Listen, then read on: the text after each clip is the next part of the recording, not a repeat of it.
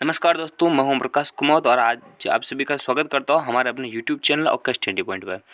दोस्तों, आज हम बात करने वाले राजस्थान पुलिस के एग्ज़ाम में आने वाले उन 10 प्रश्नों पर जो अपने 5 नंबर के लिए पूछे जाने वाले हैं। वो प्रश्न है अपने महिला एवं बाल विकास से संबंधित।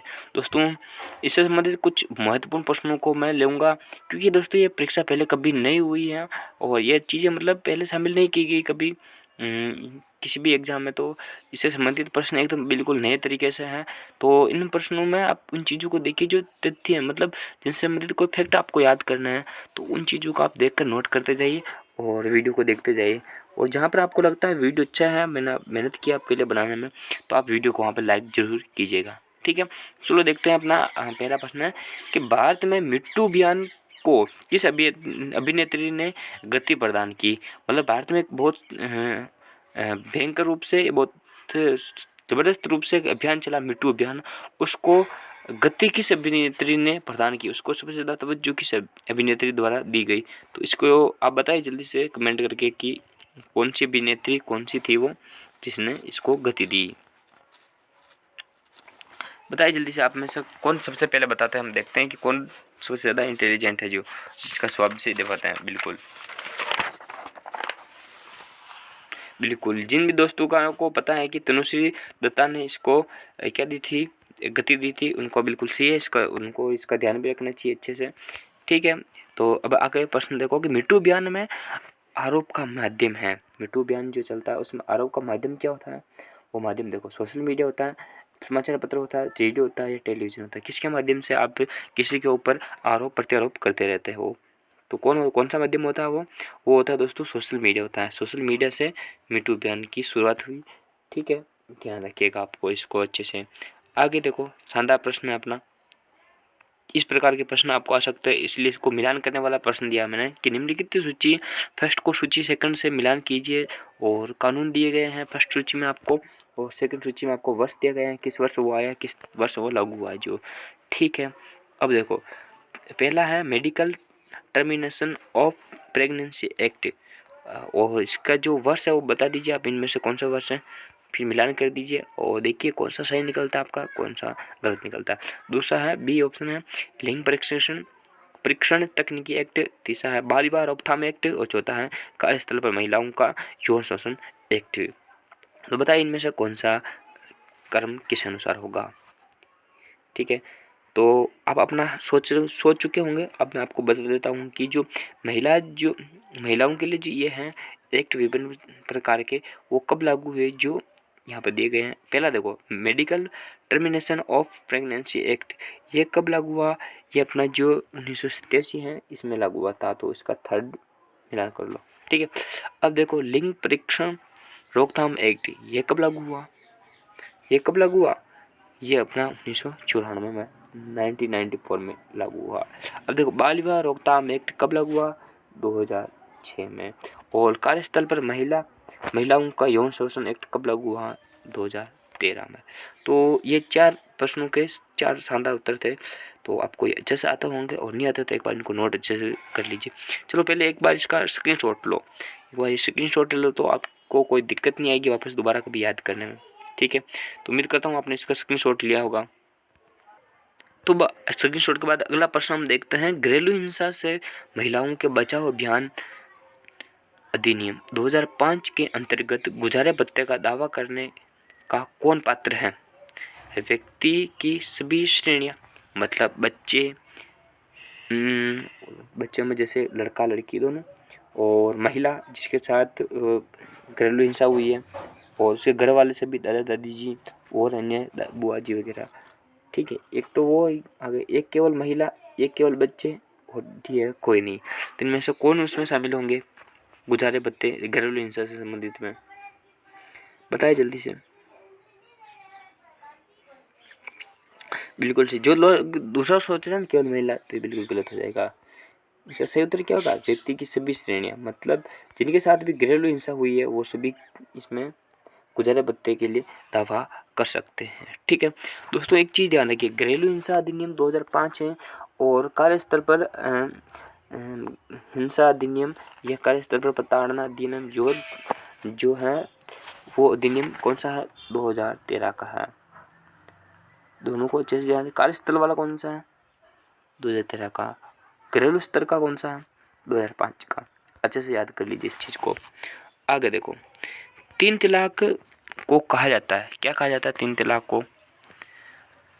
इंस्टेंट तलाक, तलाक ए बिद्दत, मौखिक तलाक या उपयुक्त सभी। कौन सा कहा जाता है 3 तलाक को? बताइए मुझे जल्दी से। और मुझे ये भी बताइए कि 3 तलाक जो बिल है वो कब पारित हुआ और कब इसकी मान्यता रद्द कर दी गई, अर्थात अब इसे 3 तलाक के रूप में नहीं दिया जा सकता मुस्लिम महिलाओं को। तो ये कब लागू हुआ, मुझे बता दीजिए जल्दी से। पहले इसका उत्तर बताओ। तो इसे क्या कहा जाता है? इसे इंस्टेंट तलाक, तलाक ए बिद्दत, मौखिक तलाक, ये तीनों नामों से जाना जाता है। तो इसका उपयुक्त सभी वाला आंसर बिल्कुल सही हो जाएगा। ठीक है दोस्तों, पहले मुझे इसका कमेंट कर बताओ कि मैंने जो पूछा 3 तलाक बिल कब पारित हुआ, कब लागू हुआ जो। ठीक है, अगला प्रश्न अपना, लैंगिक अधिनियम 2013 में धारा 13 के अंतर्गत आता है, क्या आता है? नियोजक के कर्तव्य, जांच रिपोर्ट, परिवादी की जांच और सुलह का प्रावधान, इनमें से कौन सा धारा 13 के अंतर्गत आता है? बताइए जल्दी से। तो आपको सभी को पता होगा कि जांच रिपोर्ट होती है, वो जांच रिपोर्ट धारा 13 के अंतर्गत ली जाती है, जिसमें जो महिला है उसके साथ लैंगिक उत्पीड़न हुआ है तो उसके जो मामला है उसकी पूरी जांच की जाएगी। जांच करने के बाद अगर वो दोषी पाया जाता है तो उसे 3 साल से 7 साल की सजा और गुजारा भत्ते के साथ अन्य प्रकार की और भी दंडात्मक कार्रवाई की जा सकती है। ठीक है, तो इसकी पूरी जांच रिपोर्ट इसमें शामिल की जाएगी। और सुलह का प्रावधान, सुलह का प्रावधान क्या होता है दोस्तों? जो दोनों महिला और पुरुष जो पति पत्नी होते हैं उनमें सुलह कर दी जाती है कि आज के बाद इसे वापस नहीं होगी। घटना अगर होती है तो उसको पति को 7 साल की सजा सुना दी जाती है और दोनों सुलह कर लेते हैं आपस में। तो यहाँ पर सुलह का प्रावधान भी है। इसमें महिलाओं को गुजारा भत्ते की मांग करती है कोई महिला तो उसे गुजारा भत्ता देना अनिवार्य होता है। आगे देखो, घरेलू हिंसा अधिनियम में पीड़ित महिला को किस धारा के तहत आदेश की प्रति निःशुल्क मिलने का अधिकार दिया गया है? घरेलू हिंसा के कौन से अधिनियम अर्थात कौन सी धारा के अंतर्गत उनको धारा की जो उनकी जो प्रति है वो निःशुल्क मिलेगी? को जो आदेश जारी होता है उसका कोई शुल्क नहीं लिया जाएगा। एफिडेविट का भी कोई शुल्क नहीं लिया जाएगा, बिल्कुल निःशुल्क है। तो कौन सी धारा है वो? बताएं जल्दी से। वो धारा है अपनी 24। इसमें क्या होता है? उनको निःशुल्क हाँ उनकी प्रति दी जाती, निःशुल्क उनकी कॉपी दी जाती है फ्री में, बिल्कुल। आगे देखो, प्रश्न अपना है 34 है। प्रश्न है, भारतीय संविधान का कौन सा अनुच्छेद पुरुष के साथ स्त्री को भी समान कार्य के लिए समान वेतन का अधिकार देता है? तो कौन सा है? 34 का एकदम सही आंसर बता दीजिए मुझे जल्दी से। बिल्कुल 39वां है 39। तो एक चीज़ याद रखिएगा, आप मतलब अगर 1 रुपया भी कम नहीं दे सकते। अगर आपका 40 रुपये का है तो 40 के 40 देने होंगे, आप 1 रुपया भी कम नहीं दे सकते। इस प्रकार आप याद रख सकते हैं क्या कि आपको 39वें अनुच्छेद में यह बताया गया है, मतलब आप 39 रुपये भी नहीं दे सकते, 40 के 40 ही देने पड़ेंगे। ठीक है, ये समझ में आ गई बात आपको? कंप्लीट है, एकदम क्लियर है। 39 रुपये नहीं दे सकता। आप कितने रुपये देने होंगे? 40। एक कम 40 भी नहीं दे सकते हैं, 1 रुपया भी कम नहीं चलेगा। तो 21 में उल्लेख है, एक कम 40 में उल्लेख है। ठीक है, आगे देखो, यौन उत्पीड़न के मामले में सर्वप्रथम मी टू अभियान के तहत आरोप में गिरे हुए हॉलीवुड के निर्माता थे जेम्स कैमरन, डेविड थेट्स, हार्वी वाइनस्टीन और स्टीवन स्पीलबर्ग। तो किन पर सबसे पहले मिट्टू के अभियान के तहत आरोप लगे थे? बताइए जल्दी से मुझे। 35 क्वेश्चन का आंसर कमेंट कर दीजिए मुझे। देखिए कौन थे वो थे हार्वी वाइनस्टीन। हार्वी वाइनस्टीन पर सबसे पहले मिट्टू उत्पीड़न का आरोप लगा था। ठीक है, ये पूछा जा सकता है प्रश्न। मिट्टू अभियान के तहत सर्वप्रथम आरोप में कौन गिरे थे? Harvey Weinstein. आगे देखो, शानदार प्रश्न अपना 36 क्वेश्चन नंबर, घरेलू हिंसा अधिनियम के अंतर्गत पीड़ित महिला को साझी गृहस्थी में रहने का अधिकार किस धारा के तहत प्राप्त है? तो घरेलू हिंसा में अगर किसी के साथ महिला के साथ अगर दुर्व्यवहार होता है, उनके साथ हिंसा होती है, तो किस अनुच्छेद में या किस धारा में उनको उनकी जो संपत्ति है, पति की संपत्ति, उसका हिस्सा पत्नी को मिलेगा, अर्थात उसकी साझा संपत्ति होगी, पति की संपत्ति उसके साथ साझा की जाएगी। तो बताइए कौन सी धारा है वो धारा है 17वीं धारा में क्या है कि पत्नी को उनकी जो ग्रस्त जीवन है, ग्रस्त संपत्ति है, उनका साझेदार बनाया जाएगा।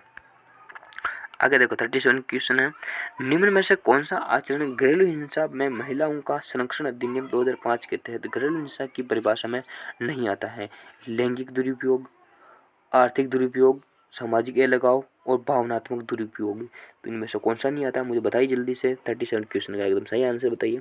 बिल्कुल लैंगिक, तो एकदम बात ही लैंगिक की जा रही है, तो लैंगिक दुरुपयोग अर्थात लैंगिक दुर्भावना या लैंगिक प्रताड़ना इसमें आएगी। आर्थिक रूप से दुरुपयोग मतलब कोई महिला है घर में, तो उनको आर्थिक मतलब वो ऐसे कार्य जो निरंतर महिला करेगी और उनके पैसों को के दम पर पति ऐश करेगा, तो वो भी इस पर आ जाएगा। भावनात्मक, आप उनको निरंतर खरी खोटी सुनाते हो, लड़की कोई महिला है तो उनके लड़का नहीं होता, तो आप उसके बारे में भी उनको विभिन्न प्रकार की प्रताड़ना से प्रताड़ित करते हो, तो ये चीज़ भी उसमें आ जाएगी। ठीक है, तो कौन सी चीज़ नहीं आएगी? सामाजिक लगाव, मतलब किसी व्यक्ति का समाज में कोई लगाव नहीं, तो इससे कोई संबंधित इसमें नहीं होगा। ठीक है, आगे देखो 38 क्वेश्चन है, घरेलू हिंसा से स्त्री का संरक्षण अधिनियम 2005 के अंतर्गत निम्न में से पारित किस आदेश की अपालना एक अपराध है? मतलब आप इनमें से किस आदेश का पालन नहीं करते हो तो वो एक अपराध के रूप में मान्य होगा। पहला देखो संरक्षण आदेश, दूसरा आवासीय आदेश, तीसरा अभिरक्षा आदेश और चौथा है कोई नहीं। बताओ इनमें से कौन सा उत्तर होगा आपका। दोस्तों जो संरक्षण का जो आदेश जो सुप्रीम कोर्ट और विभिन्न प्रकार की जो समिति होती है ना, एक तो आंतरिक समिति और एक स्थानीय समिति होती है, इनके द्वारा जो आदेश जारी किया जाता है वो संरक्षण का आदेश जारी किया जाता है।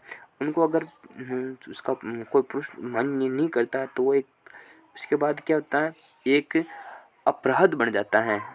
पहले अपराध नहीं होता, पहले सामान्य प्रक्रिया या कोई